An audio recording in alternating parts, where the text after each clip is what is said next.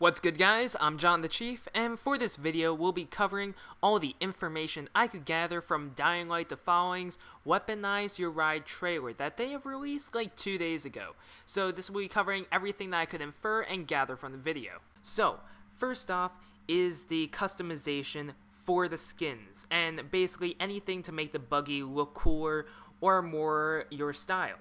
So you can have custom paint jobs, charms, and bobbleheads on your buggy to decorate it to your liking.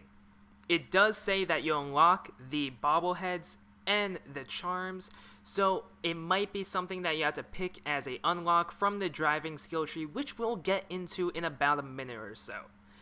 Next are the actual parts of the buggy, which you're going to be able to get the suspension, brakes, traction, and the engine. Now, the fifth part was not actually shown in the video, so we don't know what it is, but each part, it seems to affect a certain stat of the buggy. Now, as we've seen when the engine part was originally a gray tier engine part, he upgraded it to a gold tier engine part, and the actual top speed increased from 40 to 100, because it said 40 plus 60, so that's 100, and that is a huge increase. And it also looks like the parts level is determined by its rarity. So, gray is level 1, green is level 2, blue is level 3, purple is level 4, orange is level 5, and gold is level 6. Gold is obviously going to be the strongest one, and it's going to give you the best stats for your buggy. They also have repairs, so you can't be using it all the time. You'll have to get either more parts, which you can actually build them using blueprints. Now, from the skill tree, it looks like you can actually earn the blueprints for at least 5 of them from just the skill tree.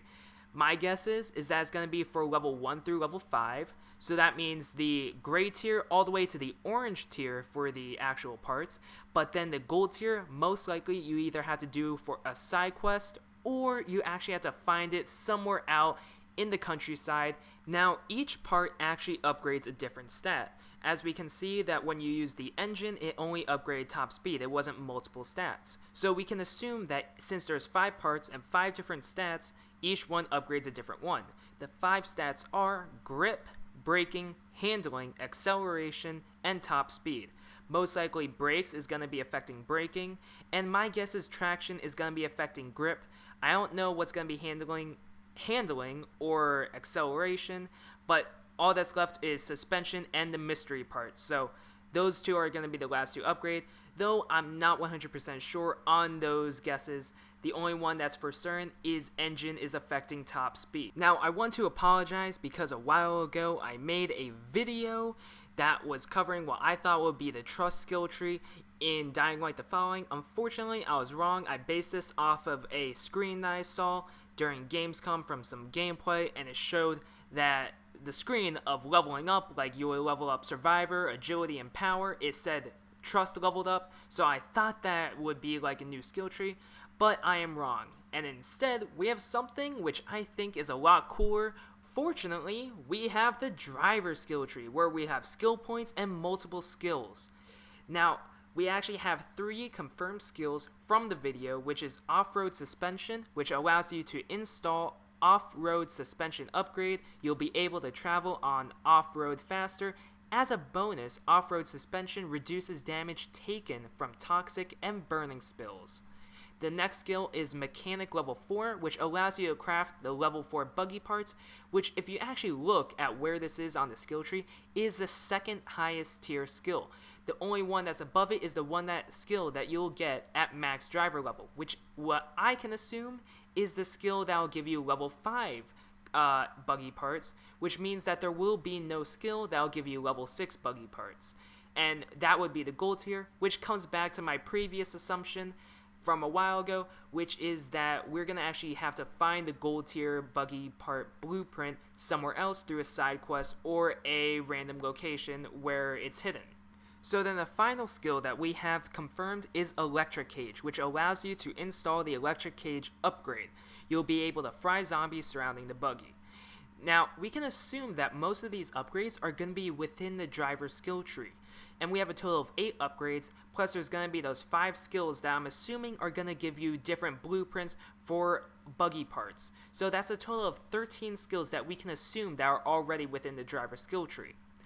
The 8 upgrades though that we have is electric cage, UV safe house, ramming bar, remote control, flamethrower, mine dispenser, car alarm, and off-road suspension. And that's all for the upgrades.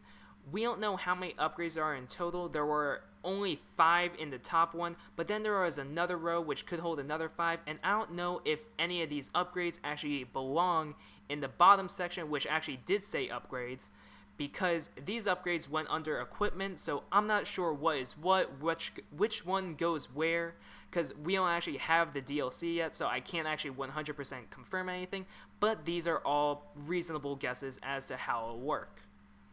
And then as the final piece of information, this one actually got me really excited, is that a while ago, I think like 3 or 4 days ago, they had a 16-minute gameplay of Dying Light the Following, and the person from Techland who was talking about it, he mentioned racing friends. And then I didn't know whether that would be like just a thing like where you would be with your friend, he would be in his buggy, you'll be in yours, and whoever gets to the destination first, like for a side quest, or it's actually going to be real racing where like there will be a course and you have to go faster and try and hit the finish line before your teammate. Now, this little clip should show you that it looks like it's going to be an actual course. You'll be driving and you'll be trying to hit a finish line before your teammate, which will actually be kind of fun. After all, they probably made the right assumption. With vehicles, we like to race.